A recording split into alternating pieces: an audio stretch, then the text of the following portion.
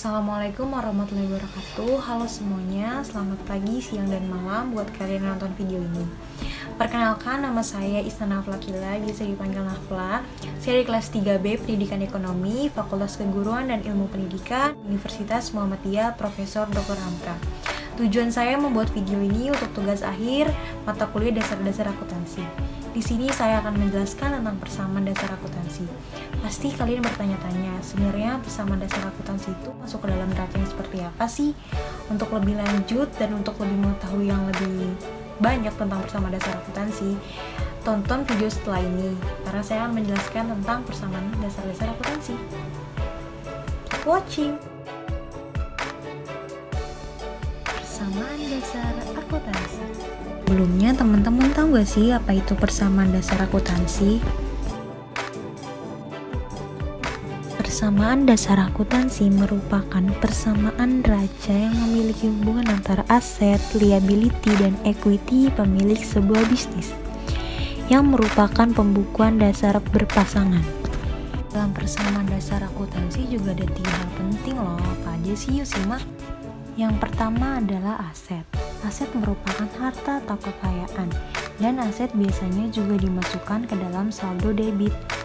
Dua adalah liability, yang merupakan kewajiban atau utang yang harus dibayarkan oleh perusahaan. Contohnya itu diibaratkan sebagai pajak yang harus dibayarkan, atau juga uang yang dipinjam yang nantinya harus dibayarkan beserta bunganya. Yang terakhir, unsur terpenting dalam persamaan dasar akuntansi adalah equity, yang merupakan modal atau harta bersih yang bersumber dari investasi pemilik perusahaan dan juga hasil dari aktivitas usaha perusahaannya. Persamaan dasar akuntansi merupakan aset sama dengan liability plus equity, atau harta sama dengan hutang plus modal. Lalu bagaimana jika persamaan dasar akuntansi masuk ke dalam perusahaan? Di dalam sebuah perusahaan akan memiliki pendapatan. Pendapatan ini disebut sebagai revenue dalam persamaan dasar akuntansi.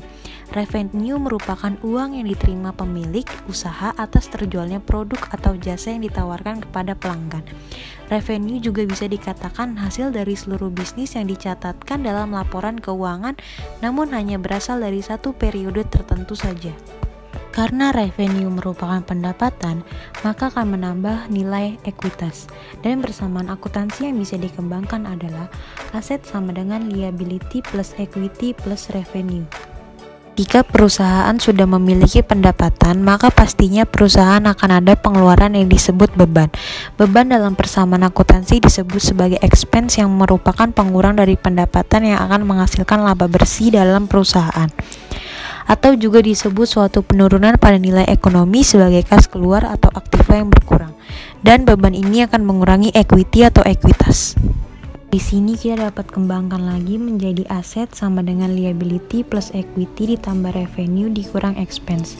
Kenapa berkurang? Karena expense merupakan beban.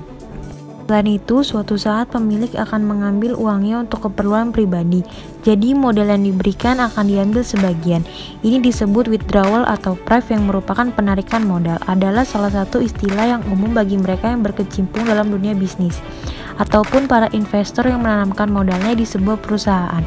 Dengan adanya PREV, maka akan mengurangi aset perusahaan. Jadi kita bisa mengembangkan lagi persamaan dasar akuntansinya menjadi aset sama dengan liability plus equity plus revenue dikurang expense dan dikurang PREV. Setelah mendengarkan dan melihat teori dari persamaan dasar akuntansi, yuk kita lihat soal dan cara pengerjaannya setelah ini ya. Ini sudah ada kiasan kopi milik Miss Kia dengan periode April 2020. Di sini dapat dilihat pada tanggal 1 April Miss Kia menyerahkan hartanya pada kafenya berupa uang sebesar 120 juta dan membeli peralatan kopi sebesar 60 juta.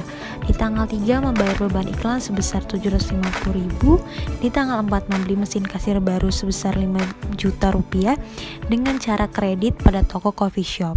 Lalu di tanggal 5 memperoleh pendapatan sebesar 3.500.000, di tanggal 14 membayar hutang pada toko coffee shop sebesar 3.500.000, di tanggal 16 menerima pendapatan kembali sebesar 5 juta.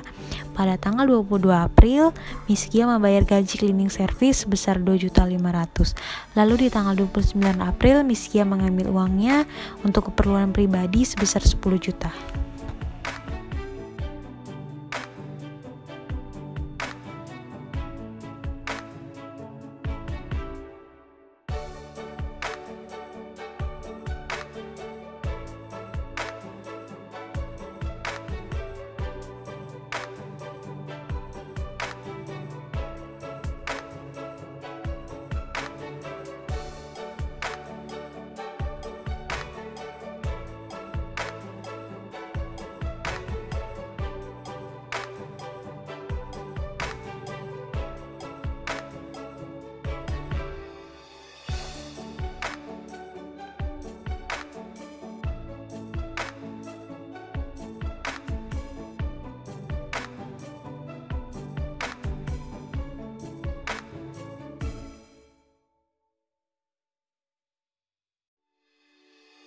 Ini saya menggunakan tabel yang asetnya dibagi lagi menjadi kas, equipment, dan fixed asset.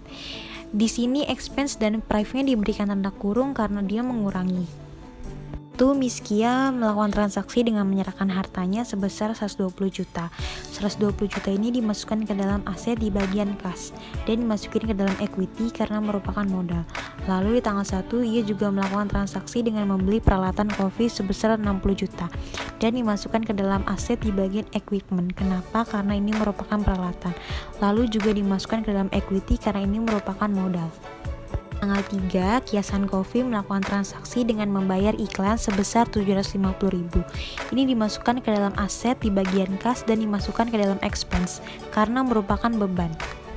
4, Kiasan Coffee membeli mesin kasir baru seharga 5 juta secara kredit pada toko kopi.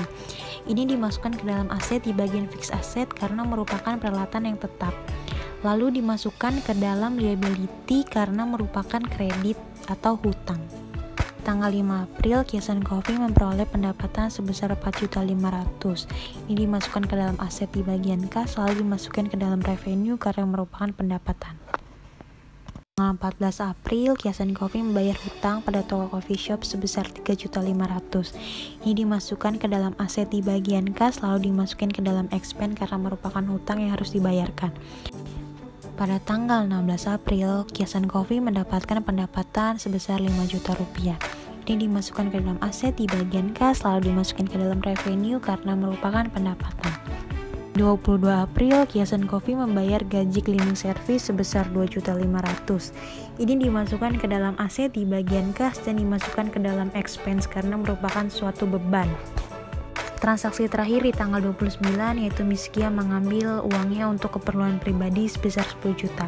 Ini dimasukkan ke dalam aset di bagian kas lalu dimasukkan ke dalam prive. Selesai semua dimasukkan, semuanya dihitung. Di bagian aset kita akan jumlahkan dulu, di bagian kas itu dikurangi, tapi ketika mendapat pendapatan kita jumlahkan. Di equipment kita jumlahkan akhir dan fixed assetnya juga dijumlahkan akhir. Setelah itu kita tambahkan dan hasilnya kolom sebelahnya yang berwarna biru juga dijumlahkan. Lalu di bagian expense dan price-nya kita kurangi dan hasilnya akan balance sama seperti kolom aset yaitu 177.750.000 rupiah. Saya mau ucapkan terima kasih buat kalian yang sudah menonton video saya tentang pemaparan dasar akuntansi di tugas akhir saya untuk matkul dasar-dasar akuntansi. Saya minta maaf kalau masih banyak kurangnya karena saya jujur juga masih belajar sebagai seorang mahasiswa. Buat kalian yang lagi keluar rumah juga jaga kesehatan dan patuhi semua protokol kesehatannya. Jangan sampai sakit itu mengancam diri kalian atau orang-orang yang kalian sayangi di sekitar. Cukup dari saya, sekian, terima kasih. Wassalamualaikum warahmatullahi wabarakatuh. Selamat pagi, siang, dan malam buat kalian yang nonton video ini. Bye!